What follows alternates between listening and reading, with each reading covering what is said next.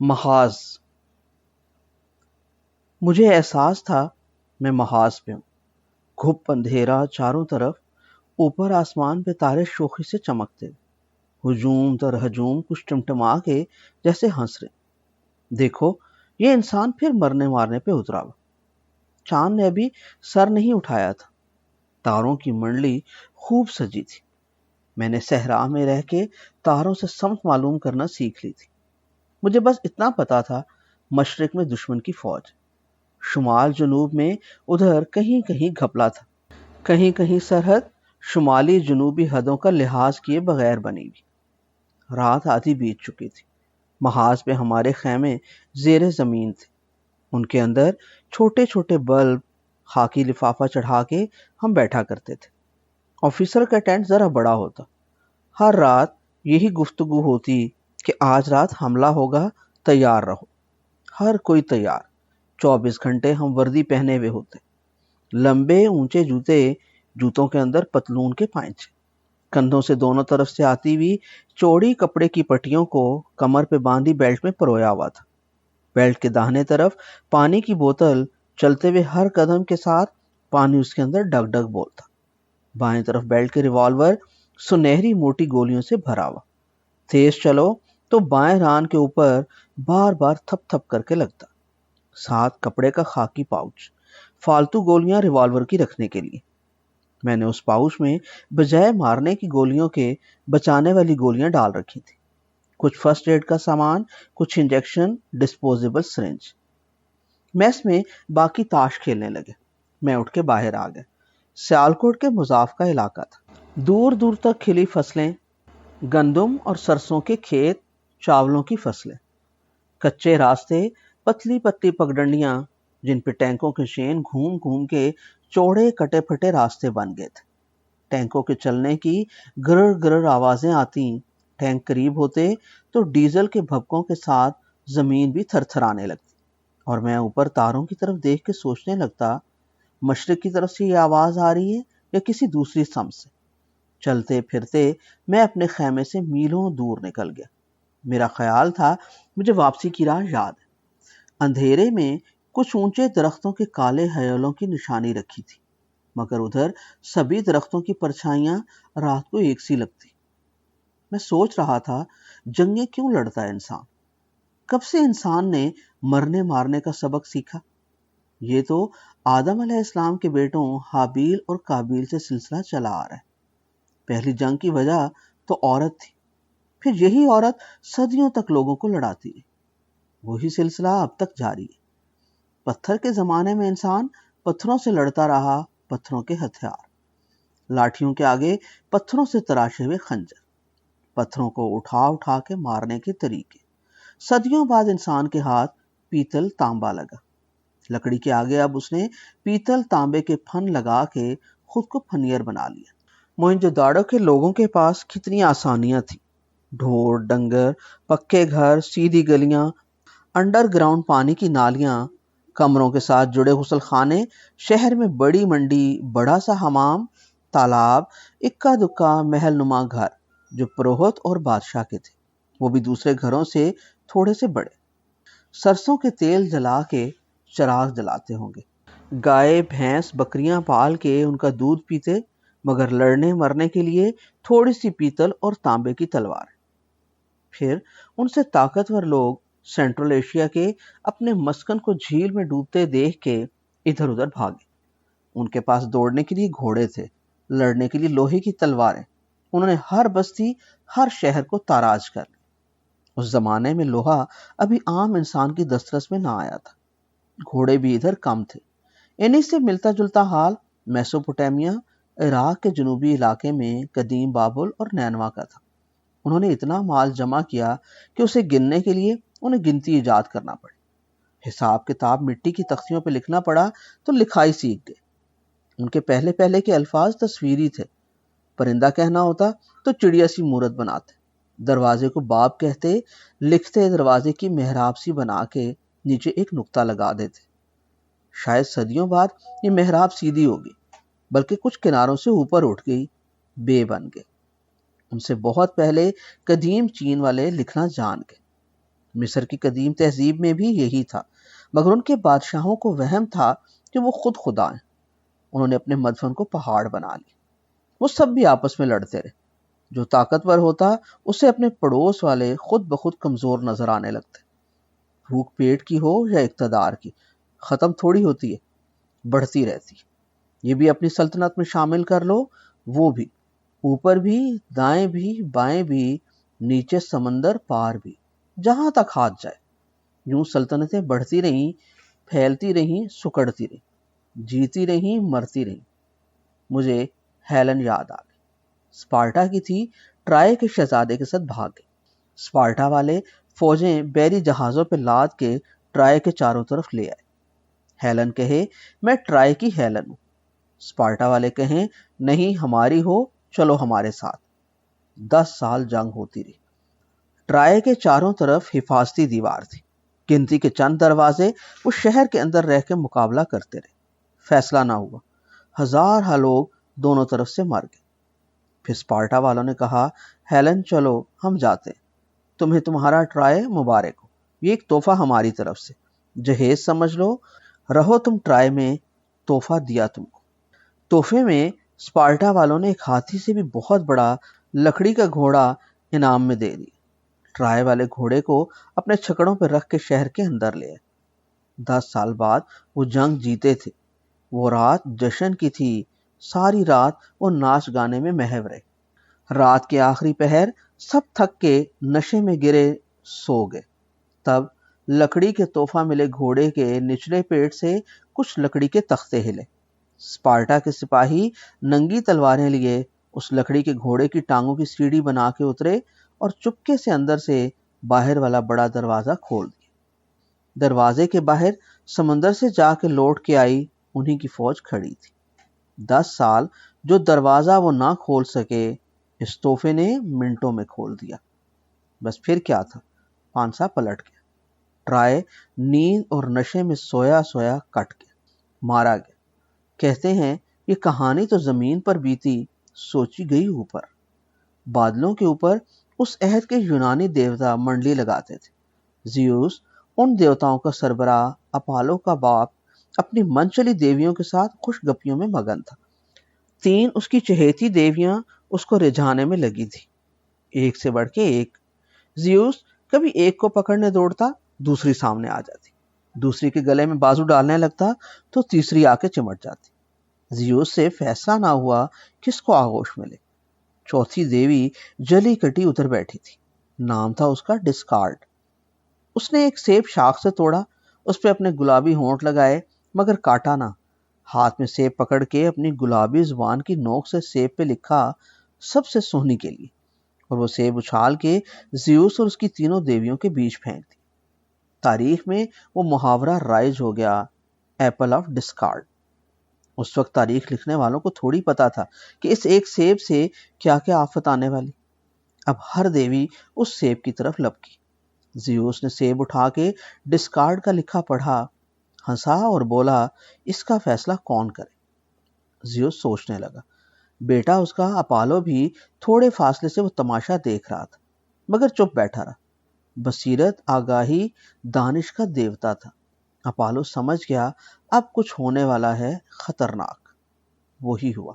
زیوس دیوتاؤں کا سرپنچ بولا چلو یہ فیصلہ دیوتاؤں سے نہیں انسان سے کراتے، بندہ کوئی پکڑو۔ دیوتاؤں کی تیز نگاہ بادلوں کو چیر کے زمین پہ چلتے پھرتے، اٹھتے بیٹھتے، سوئے جاگے بندوں پہ تھی۔ تینوں دیویوں نے اپنی نظروں میں اپنے دل پرو کے زمین کو کھنگال کے ایک سرے سے دوسرے سرے تک ہر مرد کی جانچ کی۔ حیرت ہے تینوں کو ایک ہی بندہ پسند آ گیا۔ وہ ٹرائے کا شہزادہ تھا، جوان سال، خوبرو، سیب کی طرح گلابی، نام تھا اس کا پیرس۔ زیوس نے اپالو کو اشارہ کیا، وہ باپ کے حکم سے نیچے اترا، پیرس کو پکڑ کے بادلوں کے اوپر لے آیا۔ نیلی واسکٹ، آسمانی پتلون، کالے جوتے، گلابی چہرہ، نیلی آنکھیں۔ وہ آنکھیں پھاڑ پھاڑ کے تینوں دیویوں کو تکنے لگا۔ زیوس نے ساری کہانی کان میں کہی اور سیب اس کے ہاتھ میں پکڑا کے بولا تم فیصلہ کرو، تینوں میں سے سب سے سونی کون؟ تینوں ایک سے بڑھ کے ایک طرح دار، خوشتوار، تیکھی آنکھیں، آنکھوں میں شربتی پھوار، پتلے ناک، ستواں، گورے گلابی گال، لمبے لمبے تینوں کے سنہری بال، ہونٹوں پہ رس سے بھری رس بھریاں، بول بولے بغیر ہونٹ ہلے۔ میری طرف دیکھ پیرس، سیب مجھے دے، میں ہی سب سے سونی۔ ہاں، ایک ان میں ہیرا تھی، ہیرے کی کانی سے کٹے نقوش اس کے پیرس کے قریب ہو کے کان میں بولی، میں سیاسی جوڑ توڑ کی دیوی ہوں، اقتدار میری مٹھی سے ریت کی طرح پھسلتا ہے، جسے چاہوں تیری دنیا میں سرفراز کر دوں۔ وہ دونوں آنکھوں سے پیرس کو دیکھ کے اپنی آنکھوں کے کٹوروں میں گھما کے آنکھ مار کے بولی، ہما میرا پالتو عقاب ہے، جس کے کندھے پہ بٹھا دوں وہ بادشاہ۔ یہ کہہ کے اس نے راج کتھا کا سارا راز سمجھاتے ہوئے اسے آنکھ ماری اور سرگوشی میں بولی، سیب میرا ہوا پھر۔ پیرس ابھی اس کی آنکھوں کی مچلتی بجلیوں سے سنبھلا نہ تھا کہ دوسری دیوی ایتھنا کندھے اچکاتی سامنے آئی، بھووں کی کمان میں نگاہ کے تیر پرو کے پیرس کی توجہ اپنی طرف مبذول کراتی ہوئی آہستگی سے اپنے ہونٹوں کو تلوار کی کنیوں کی طرح پھڑپھڑایا اور زیر لبی بولی، شہزادے، جنگ و جدل کی دیوی تو میں ہوں، میدان کارزار میں جو تیروں تفنگ چلتے وہ یوں۔ ادھر سے اس نے پھر اپنی بھویں اٹھا کے آنکھوں کی پتلیوں سے تیر برسائے، بائیں طرف اپنا پتلا سا ناک چڑھایا اور اپنے ہونٹوں سے اپنے ہی ہونٹ کا دانا کونا دانتوں میں لے کر چباتے ہوئے کندھے پھر سے اچکائے، سینہ اٹھایا اور بھووں کی کمان کو بند کرتے ہوئے خفیف سی بدقماش مسکراہٹ سے پیرس کو قریب بلا کے اس کے کان میں بولی، ہر جنگ میں تجھے جتاؤں گی، یہ سیب مجھے دے دو۔ پیرس ابھی ان دو دیویوں سے نہ سنبھلا تھا کہ سامنے تیسری آ گئی، سر سے پاؤں تک مجسمہ حسن، سنگ مرمر سے تراشی مورتی کے گلابی ہونٹوں پہ گلاب، دھیرے بھرے سانس لیتی ہوئی اپنے پتلے نتنوں سے سانس لیتی تو خوشبوؤں کا بادل، نیلی آنکھوں میں سارے آسمانوں اور زمینوں کا نشہ۔ اس نے ابرو اٹھائے تو پیرس کو لگا جنت کا دروازہ کھل گیا۔ اس کے بولنے سے پہلے خود آہستگی سے بولا، تمہارا نام؟ دیوی بولی، میں حسن کی دیوی ایفروڈائٹ۔ آہستگی سے کہنے لگی، مجھے کو تیرے روم والے وینس کہتے ہیں۔ پیرس سر سے پاؤں تک کان بنا اسے سن رہا تھا۔ وینس بولی، میں تمہیں اقتدار کے عہدے یا جنگ و جدل میں طرفداری نہیں کروں، مگر میں تیری دنیا کی حسین ترین لڑکی کا پتہ تمہیں بتا دوں گی، یہ سیب مجھے دے دو۔ پیرس حسن کی دیوی سے آنکھ ملا کے جیسے پتھر کا ہو گیا، ہوش و حواس جاتے رہے، ٹکٹکی باندھے سکتے میں کھڑا اسے تکتا رہا۔ اسے پتہ ہی نہ چلا کب اس کے کپ کپاتے ہاتھوں نے ہاتھ میں پکڑا سیب حسن کی دیوی کو دے دی۔ ایفروڈائٹ جیت گئی۔ وینس اسی کا نام تھا۔ پتھر بنے پیرس کو بڑھ کے گلے لگا کے اس کے گال چومے، اس کے پھڑپڑاتے ہونٹوں کی سانسوں میں اپنی خوشبو سانس دیتے ہوئے سرگوشی سے بولی، وہ خوبصورت ترین لڑکی ہیلن ہے، ہیلن اسپارٹا کے بوڑھے بادشاہ کی کماری رانی۔ ایفروڈائٹ نے سیب پکڑ کے بادلوں کی طرف ہاتھ پھیلایا، بادلوں پہ ایک تخت بچھا ہوا تھا، اس نے ہاتھ کے اشارے سے پیرس کو اس پہ بٹھایا اور دور کھڑے اپالو کو آنکھ ماری کہ لے جاؤ اسے اسپارٹا کے محل پہ۔ پیرس کا تخت بادل پہ تیرتا ہوا بادلوں کی منڈلی سے نیچے اتر کے اڑنے لگا، نیلے پانیوں بھرے سمندروں اور سنہرے پہاڑوں پہ پھیلے سبزہ زاروں سے قریب ہوتا ہوتا بادل کا ٹکڑا سنہری تخت لیے پیرس کو اسپارٹا کے محل کے پائیں باغ میں لے گیا۔ ادھر حسیناؤں کے جھرمٹ میں سنگ مرمر سے تراشی ہوئی مورتی نیلے شفاف پانی کے تالاب میں ہیلن نہا رہی تھی، موتیوں کی لڑیوں جیسے پانی کے قطرے اس کے بدن پہ کپ کپا رہے تھے۔ اس کی ہمجولیوں کی نگاہ اس پہ تھی، مگر وہ اپنی نیلگوں آنکھوں کے سامنے گلاب پودوں کے اوپر رکے بادل کے ٹکڑے پہ رکھے سنہری تخت پہ آنکھیں پھاڑے تکتے پیرس کو تک رہی تھی۔ وہیں کہیں پاس ہی سے یونانی دیوتا کیوپڈ گزرا، اس نے بادل پہ رکھے تخت سے اترتے پیرس کی نگاہ پکڑی اور ہیلن کے دھک دھک کرتے دل پہ پڑی پانی کی مچلتی بوندوں کو اپنے ہونٹوں کی مسکراہٹ کی کمان میں بھرا اور تیر چلا دی۔ دونوں ایک ساتھ پروئے گئے، پیرس کی آنکھوں میں ہیلن کی آنکھ، ہیلن کے دل میں پیرس کا دل۔ کیوپڈ کو پیرس کے پیچھے ایفروڈائٹ نے ہی بھیجا تھا کہ دونوں کے دلوں کو ایک ساتھ پرونے میں دیر نہ ہو۔ کیوپڈ کو خود بھی یہ نہیں پتا تھا کہ وہ مسکرا کے جس کی طرف دیکھے اس کے دل کو پرو لیتا۔ اسے تو اس کی ماں نے کسی اور کام بھیجا تھا، وہ بھی دیوتا تھا، ماں بھی اس کی دیوی تھی بھی حسین، مگر ایک دل نشین جوان دیوی سے اناد پالے بیٹھی تھی۔ اپنے بیٹے کیوپڈ سے بولی، جا اسے کسی بدہیبت بد شکل دیوتا کے پاس بسا کیا۔ کیوپڈ ماں کا حکم سن کے چلا۔ جس دیوی کو اس کی ماں سزا دینا چاہتی تھی اس کا نام تھا سائیکی۔ بس کیوپڈ گیا، سائیکی کو دیکھا تو اپنی سائیکی بدل گئی۔ سائیکی کو لے جانے کی بجائے خود اس کے قدموں میں جا بیٹھا، اپنے دل کو اس کے دل کے ساتھ پرو لیا۔ بس جس کو وہ اپنی نگاہ کے تیر میں پرو دیتا وہ دل آپس میں یوں جڑتے کہ ہوتے دو، دھڑکتے جیسے ایک ہی جسم کے ہوں۔ پیرس اور ہیلن بھی اسی تیر میں پروئے گئے۔ اپالو بادل کے ساتھ ساتھ نیچے آیا تھا۔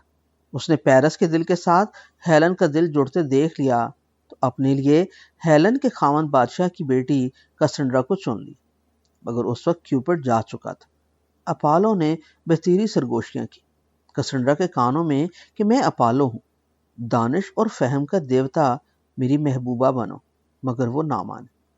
تب اپالو دکھی ہو کے چلا گیا کہ جا تو بھی دکھی ہو اور دکھ بانٹے۔ اپالو ادھر کہہ کے گیا، ادھر پیرس ہیلن کو تخت سے اتار کے گھوڑے پہ بٹھا کے بھاگ گیا۔ کسنڈرا نے محل میں شور مچا دیا۔ اسپارٹا کا بادشاہ جلال میں تلوار اٹھا کے بھاگا۔ اس کی ملکہ ٹرائے کے شہزادہ کے ساتھ بھاگ گئی تھی۔ یوں آسمانی دیوتاؤں نے زمین پہ دو دلوں کو محبت کے تیر میں پرو کے 10 سال ادھر جنگ و جدل کا طوفان کھڑے رکھا۔ یہ نظم ہومر نے صدیوں پہلے لکھی تھی، ایلیڈ اسی کا نام تھا۔ یہی دنیا کی عظیم ترین ٹروجن جنگ کہلائی۔ کہتے ہیں ہیلن وہ ایک چہرہ تھا جس کی خاطر 10,000 بحری جہاز سمندر میں اسے واپس لینے دوڑے، کتنے راہ میں ڈوب گئے۔ 10 سال تک اسپارٹا کی فوجوں نے ٹرائے کا محاصرہ نہ چھوڑا۔ پھر جو تحفے میں لکڑی کا گھوڑا دیا وہ تاریخ کی کتابوں میں ٹروجن ہارس کہلایا۔ اس ایک گھوڑے نے تحفے میں جنگ کا پانسا پلٹ دی۔ تبھی کہنے والے کہتے ہیں تحفہ سوچ کے لینا چاہیے۔ کہتے ہیں وہ 1 اپریل کی رات تھی۔ اپریل فول میں پوری سلطنت گنوا بیٹھے۔ کوئی قوم ایسی ہے جو لڑی نہ ہو؟ کوئی بھی نہیں۔ فرانس اور انگلینڈ 100 سال تک لڑتے رہے۔ فرانس کا شمالی علاقہ زیادہ تر انگلینڈ نے جیت لیا۔ 100 سال کے تھکے فرانسیسیوں میں بد دلی پھیلنے لگی تو 15ویں صدی کی پہلی چوتھائی میں فرانس سے ایک 17 سال کی لڑکی اٹھی، ہاتھ میں تلوار لیے گھوڑے پہ بیٹھی، جھنڈا اٹھایا اور بولی، مجھے آسمان سے آوازیں آتی، آوازیں کہتی ہیں اٹھو، سن لو، میرا نام ہے جان آف آرک، انگلینڈ کو بھگانے کا سمے آ گیا۔ وہ اٹھی تو فرانسیسی بھی اٹھ گئے۔ سال بھر وہ فوجوں کی سربراہی کرتی رہی، جنگ کا نقشہ ہی اس نے بدل دیا۔ ہارا ہوا فرانس جیتنے لگا، جن علاقوں میں انگلینڈ آ چکا تھا وہ خالی کرا لی۔ 18 سال کی عمر میں جان آف آرک نے اپنے دیش سے پردیسی حملہ آوروں کو بھگا دی۔ پھر اسی کے دیش کے کچھ سرفروں نے اسے پکڑ کے کہیں بیچ دی۔ خریدار اس کے ملک سے بھاگنے والی فوج میں سے تھا۔ اپنا ملک تو اس نے آزاد کرا دیا، خود غیروں کے ملک میں قید ہو گئی۔ انہوں نے اسے زندہ جلا دیا۔ 19 سال صرف وہ دنیا میں رہی، مگر فرانس کی تاریخ میں انمٹ نقوش لکھ گئی۔ اس کے جانے کے بعد اس کے ملک کے بڑوں نے اسے سینٹ کا درجہ دے کر اس کی تعظیم شروع کر دی۔ فرانس میں جان آف آرک کے 350 سال بعد لوگوں کی پھر آنکھ کھلی۔ اس وقت لاؤس بادشاہ کی چٹوری ملکہ میری تھی، سونے چاندی میں جڑی ہوتی لوگ بھوک سے تنگ اس کے محل کے باہر اکٹھے ہو گئے۔ ملکہ میری نے پوچھا، کیا مسئلہ ہے ان کا؟ بادشاہ بولا، یہ روٹی مانگتے ہیں، کہتے ہیں روٹی نہیں ملتی۔ ملکہ میری مسکرائی اور بولی، تو ڈبل روٹی کھا لے۔ پتہ نہیں لوگوں نے محل کی بالکونی میں کھڑے بادشاہ اور ملکہ کی یہ باتیں کیسے سن لی۔ 10 سال ادھر جنگ و جدل ہوتا رہا۔ ہر امیر زادہ پکڑ پکڑ کے لوگوں نے سولی پہ لٹکا دیا۔ جگہ جگہ گردن کاٹنے کی مشین لگ گئی۔ بادشاہ اور ملکہ بھی پکڑے گئے۔ تاریخ میں یہ انقلاب فرانس کی کہانی ہے۔ انقلاب کے بعد حکومت کون کرے گا؟ یہ سوال کئی سال تک زیر بحث رہا، کئی دہائیاں پھر آپسی جنگوں میں گزر گئی، بادشاہت سے ملک جمہوریہ بن گیا، مگر لوگوں سے سنبھلا نہ۔ تب ایک فوجی افسر سب کو رونتا ہوا آگے آیا، ملک کو سنبھالا، ملک میں پھر بادشاہت کی بنیاد رکھ کے خود بادشاہ بن گیا، لوگ اس کے تابع ہو گئے۔ وہ نپولین تھا۔ وہ پھر انگلینڈ سے لڑنے نکل پڑا، راہ میں جرمنی اور دوسرے ملک بھی فتح کر گیا، آخر قید ہو گیا، قید میں ہی مرا۔ اندھیرے راستوں میں تاروں کی روشنی میں مجھے دنیا بھر کی جنگیں یاد آنے لگی، مشرق مغرب شمال جنوب، ہر سمت میں جنگوں کی داستان، داستان در داستان۔ جب ہمارے ادھر شمال مغرب سے محمود غزنوی کے حملے ہو رہے تھے، جن دنوں علی حجویر رحمہ اللہ ادھر آئے، انہی دنوں یورپ والے سب بادشاہوں کی فوجیں یروشلم کو تاراج کرنے فلسطین آ جمع ہوئیں۔ انہوں نے بڑی بڑی صلیبیں اٹھائی ہوئی تھی۔ 200 سال تک وہ جنگیں ہوتی رہیں۔ کچھ سالوں کے لیے انہوں نے یروشلم پہ قبضہ بھی کر لیا، ادھر کے سب مسلمان قتل کر دیے، کوئی ایک بھی زندہ نہ چھوڑا۔ پھر مصر کا ایک جرنیل اٹھا، صلاح الدین ایوبی، اس نے یروشلم سارا فلسطین آزاد کرا لیا، مگر کسی قیدی کو قتل نہ کیا، چھوڑ دیا۔ فلسطین حضرت عمر رضی اللہ تعالیٰ عنہ کے زمانے سے مسلمانوں کے پاس ہی رہا، صرف وہ 70-72 سال اس صلیبی فوجوں کے ہاتھ رہا۔ صلاح الدین ایوبی نے سال 1291 عیسوی میں چھڑایا تو پھر 1967 عیسوی تک مسلمانوں کے پاس ہی تھا، جب ادھر 18% آباد یہودیوں کے لیے ڈیموکریٹ ملک اسرائیل 1948 عیسوی میں بنا دیا، تو اس نے 1967 عیسوی کی 7 دن کی جنگ میں یروشلم، گولان کی پہاڑیاں اور صحرائے سینا سب ہتھیا لی۔ مصر نے 15 سال بعد لڑ کے صحرائے سینا اسرائیل سے واپس لے لیا، نہر سویز کا کنٹرول بھی سنبھال لی۔ باقی ویسٹ بینک، اردن کی ساری گولان ہائٹس اور یروشلم ابھی تک اسرائیل کے پاس ہے۔ بس دنیا میں قانون ہی یہی رہا ہے، جس کی لاٹھی اس کی بھینس۔ برطانیہ چین میں برس ہا برس تک لڑتا رہا کہ اسے چین کے لیے بھنگ اور افیون لے جانے دی جائے۔ 2 بڑی جنگیں ہوئیں، پہلی 3 سال تک جاری رہی، 1839 سے 1842 عیسوی تک، دوسری 4 سال تک لڑی گئی، 1856 سے 60 تک۔ دونوں جنگیں برطانیہ جیت گیا۔ اسی جیت کے بدلے ہانگ کانگ پہ برطانیہ کا پرچم لہرانے لگا۔ 100 سال کے لیے برطانیہ نے یہ جیتا تھا، باقاعدہ تحریری معاہدہ کیا تھا، چین والوں نے وہ کاغذ سنبھال کے رکھا۔ 100 سال پورے ہوئے تو کہا چھٹی کرو، ہمارا بھنگ افیون کا نشہ اتر گیا۔ برطانیہ نے ہانگ کانگ خالی کر دی۔ چین اب وہ 100 سال پہلے والا چین تھوڑی تھا، سلطنتیں بنتی بھی ہیں، ٹوٹتی بھی ہیں۔ آسمان پہ تارے چمکتے ہوئے زمین کی ساری داستان سنائے جا رہے تھے، وہی تو زمین کی ساری داستانوں کے سچے گواہ ہیں۔ ایک تارا بولا، رومن امپائر کو بھول گئے، 753 قبل از مسیح رومولس بادشاہ کا بسایا ہوا شہر روم، جسے وہ ساری دنیا کا مرکز کہتے تھے۔ آدھے سے زیادہ یورپ اس کے پاس، ایشیا کا بڑا حصہ بھی۔ 2 کونسل اور 1 سینٹ کی بنی ہوئی عوامی شہنشاہیت، جولیس سیزر جس کا جنرل، جس نے مصر فتح کر کے کلوپٹرا کا دل بھی فتح کر لیا، وہ اپنے ہی ساتھی آکٹوین کے ہاتھوں مارا گیا۔ اسے مارنے والوں میں اس کا سب سے قریبی دوست بروٹس بھی خنجر لے کے جولیس سیزر پہ آ لپکا، تو اس نے کہا، بروٹس تم بھی؟ جولیس سیزر 27 سن قبل از مسیح میں مار کے آکٹوین نے آگسٹس کا لقب اختیار کر لیا، یورپ اور افریقہ کا بڑا حصہ اپنی سلطنت میں شامل کی۔ پھر کوئی 300 سال حضرت عیسیٰ علیہ السلام کے جانے کے بعد روم کے بادشاہ کانسٹنٹین نے عیسائی مذہب قبول کر لیا، اپنی ساری رومن امپائر پر لازم کر دیا کہ عیسائیت اختیار کرو۔ یہی سلطنت بعد میں مشرقی اور مغربی 2 حصوں میں بٹ گئی۔ زبان سلطنت کی لاطینی تھی، نظام غلاموں کے ہاتھوں سے چلتا تھا، ان کے بچوں کو غلام پڑھانے لگے، زوال تو آنا تھا۔ پھر قدیم اور تاریک دور کا خاتمہ ہوا، جب آقا صلی اللہ علیہ وآلہ وسلم کا پیغام دنیا کے بادشاہوں کے نام پہنچا۔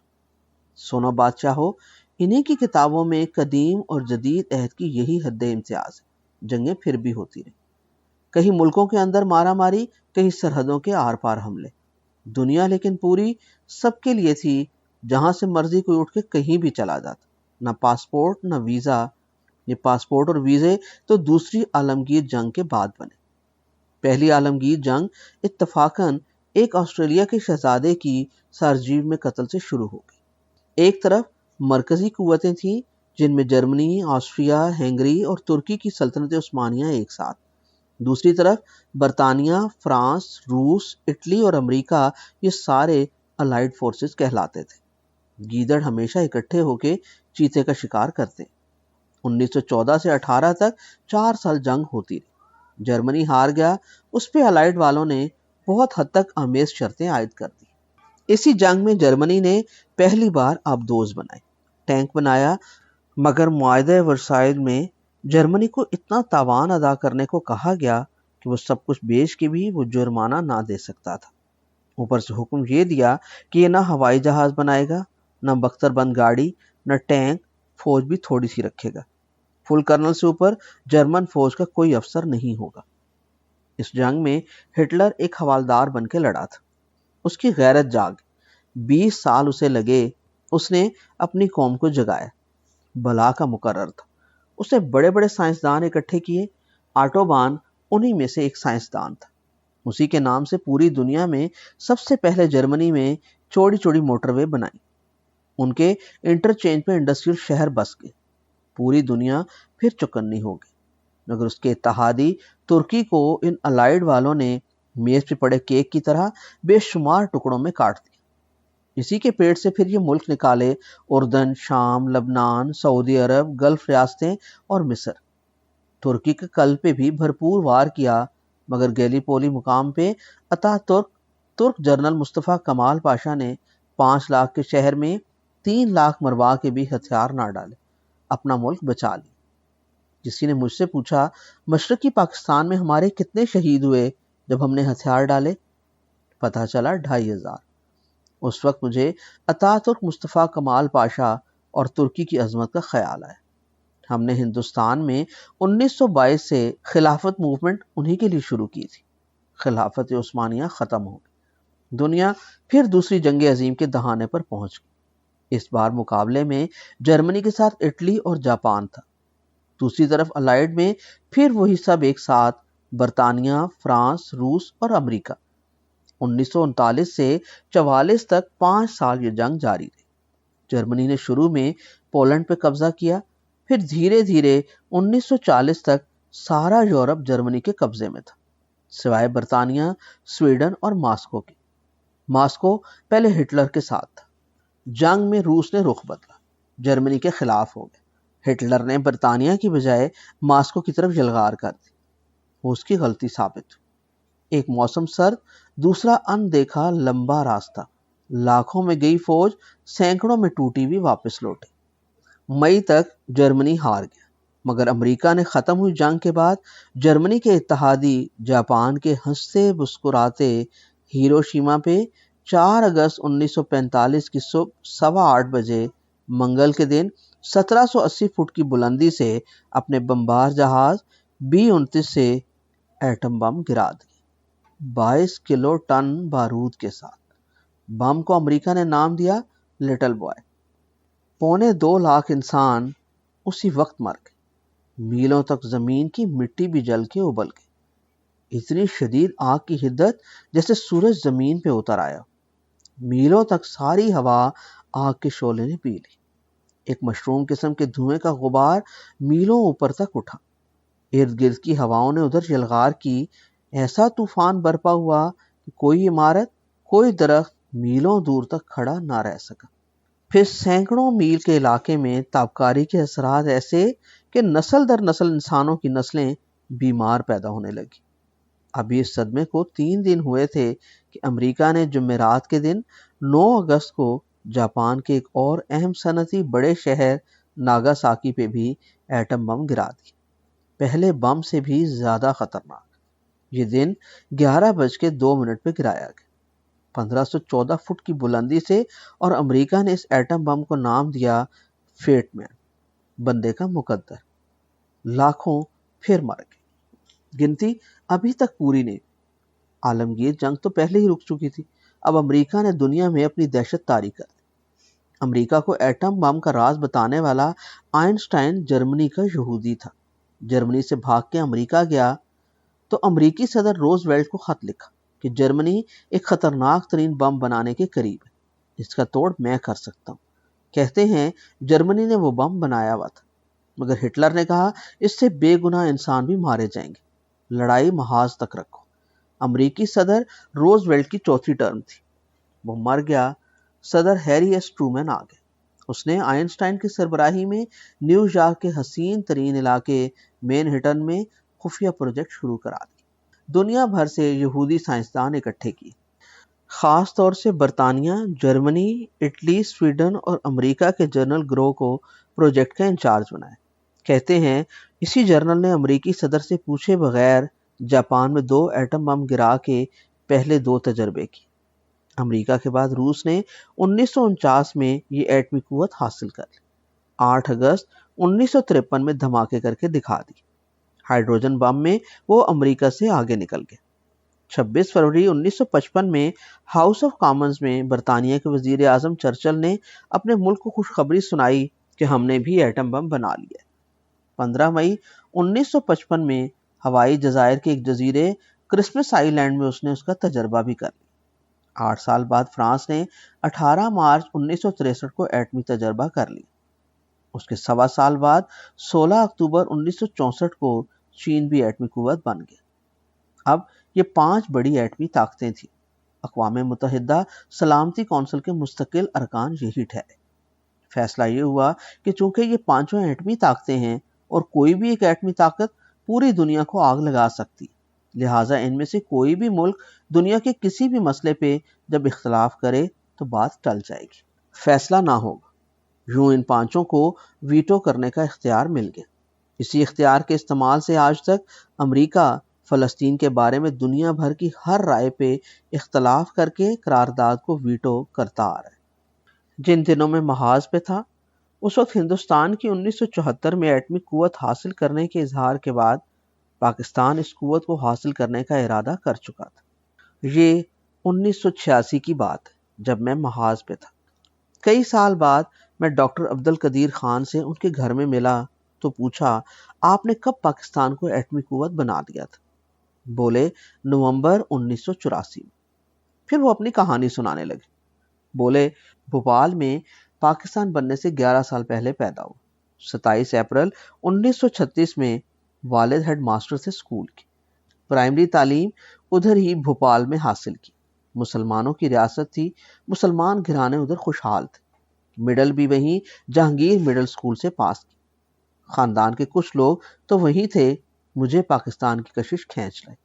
اگست 1952 میں کراچی آ گیا۔ ڈی جے کالج کراچی سے بی ایس سی کی، ملازمت بھی کچھ مہینے کراچی کی، وزن و پیمائش کے پیمانوں کو جانچ پڑتال کرنے کی۔ دل میں انہی پیمانوں کی دھات کے سب راز معلوم کرنے کی امنگ جاگی۔ انہیں پتا تھوڑی تھا کہ اس وقت کہ خدا ان سے کیا کام لینے والا ہے۔ جرمن سفارت خانے گیا، ویزا لگ گیا۔ مغربی جرمنی کے شہر برلن کی ٹیکنیکل یونیورسٹی میں میٹالرجیکل سائنس میں ڈپلومہ لی۔ چھٹیوں پہ سیر سپاٹے کے لیے ساتھ ہی ہالینڈ چلا گیا۔ ادھر گھومتے گھماتے اپنے وطن پوسٹ کارڈ بھیجنے کا خیال آیا۔ کارڈ خریدنے ایک سٹور پہ گیا۔ اب قدرت دیکھیں کیسے انتظام کرتی، تتلی کو بلانے کے لیے اپنے گلدستے کا خوبصورت پھول سجا کے لے آتی۔ ادھر ایک 19 سال کی ڈچ لڑکی سے ملاقات ہو۔ ڈاکٹر عبدالقدیر یہ بتاتے ہوئے ذرا سا شرمائے۔ ان کے چوڑے گورے چہرے پہ گلابی سے رنگ کی لہر آئی اور مجھے دیکھتے ہوئے مسکرا کے بولے تم سمجھ لو اسے بار بار دیکھنے کو میرا جی چاہا۔ اس وقت ایک کارڈ لے کر واپس آ گئے۔ پھر خیال آیا اس پہ کتنے کا ٹکٹ لگاؤں پاکستان کے لیے۔ ہنسنے لگے، بولے یہ میں کسی اور سے بھی پوچھ سکتا تھا مگر جی چاہا اسی سٹور پہ جاؤں۔ چلا گیا۔ ٹکٹ کا پوچھتے پوچھتے اس کا پتہ بھی پوچھ لیا۔ بس پھر خط و کتابت ہونے لگی اس سے۔ وہ بھی جرمنی آ گئی۔ کہے آگے فزیکل میٹالرجی میں ماسٹر کرو۔ ہنسنے لگے، بولے ڈبلفٹ یونیورسٹی ہالینڈ سے یو ایم ایس سی اسی مضمون میں کر لے۔ اسی دوران اسی ڈچ لڑکی سے شادی ہو گئی۔ پاکستانی سفارت خانے گیا، ادھر قدرت اللہ شہاب سفیر تھے، وہی شادی کے گواہ بن گئے۔ اب بات سمجھ میں آنے لگی۔ میں ڈاکٹر صاحب کے قریب ہو کے بیٹھ گیا۔ مجھے مفتی جی سے سنی شہاب صاحب کی ساری باتوں کی حقیقت سچ ہوتی نظر آنے لگی۔ وہی قدرت اللہ شہاب جنہوں نے پاکستان کے لیے اسلامی جمہوریہ پاکستان کا نام چنا، صدر ایوب سے منوایا، رائج کرایا، انہی کو خدا نے پاکستان کی حفاظت میں معمور بندے ڈاکٹر عبدالقدیر خان کی ڈچ لڑکی میڈم ہینی سے شادی کا گواہ بنایا، تاکہ آنے والے تاریخ دانوں کو یاد رہے کہ پاکستان کی رکھوالی کرنا خدا کو آتی۔ اب ڈچ خاتون سے شادی کے بعد ان کے لیے ہالینڈ کی ہر ممنوعہ تعلیم بھی ممنوعہ نہ رہی۔ ڈاکٹر عبدالقدیر نے ایٹمی قوت حاصل کرنے کے لیے مضمون میں پی ایچ ڈی کر لی۔ وہی نیدرلینڈ ہالینڈ کے ایملیو کے F D O uranium enrichment plant میں نوکری حاصل کر لی۔ یہ 1972 کی بات ہے۔ 1971 کا سانحہ عبدالقدیر خان کو بھی رلایا کرتا تھا۔ وہ ہالینڈ میں یورینیم انریچمنٹ پلانٹ کی بھیدی ہو کے دکھ سے ہاتھ ملے، آنکھوں میں آنسو آئیں۔ ایک دن ہاتھ میں قلم لے کر اسی جان کنی دکھ اور درد کے لمحوں میں پاکستان کے وزیر اعظم ذوالفقار علی بھٹو کو ایک خط لکھ دیا۔ لکھا کہ اب 71 جیسا سانحہ نہیں ہونے دینا، میں وہ قوت پاکستان کو دے سکتا ہوں خدا کی مدد سے، جس کے بعد کوئی بدنیت کبھی پاکستان کو میلی آنکھ سے نہ دیکھ سکے۔ میں پاکستانی ہوں، پاکستان کے لیے حاضر ہوں۔ بھٹو صاحب نے فوری جواب لکھا، جہاں بھی ہو فوراً پہنچو۔ ڈاکٹر عبدالقدیر خان صاحب پہنچ گئے۔ کہتے ہیں بھٹو صاحب نے کہا، جو کچھ بھی ہو، جیسے بھی ہو، مجھے ہر حال میں جلد از جلد پاکستان کو ایٹمی قوت بنانا ہے، ہر قیمت پہ، ہر صورت میں۔ اس کی جو بھی قیمت مجھے دینا پڑے دوں گا، چاہے میری جان بھی چلی جائے۔ تم آؤ، یہ بم بنا کے پاکستان کو دو۔ ڈاکٹر عبدالقدیر خان بتانے لگے، ذرا میرے قریب ہو کے رازداری میں بولے، اسلامی کانفرنس بھٹو صاحب کروا چکے تھے، یاد ہے نا؟ جی سر، یاد ہے۔ بولے، لیبیا کے صدر قذافی نے بھٹو صاحب کے ذمے یہ بم بنانے کا کام سونپا تھا۔ بھٹو صاحب کہنے لگے، کرنل قذافی نے صرف اس کے لیے الگ سے مجھے 50 کروڑ US ڈالر دیے۔ یہ پیسے اسی پروجیکٹ کے لیے مخصوص ہیں۔ تم پیسوں کی فکر نہ کرو، آؤ بس کام شروع کرو۔ ڈاکٹر عبدالقدیر مسکرانے لگے، بولے، بس میں آ گیا۔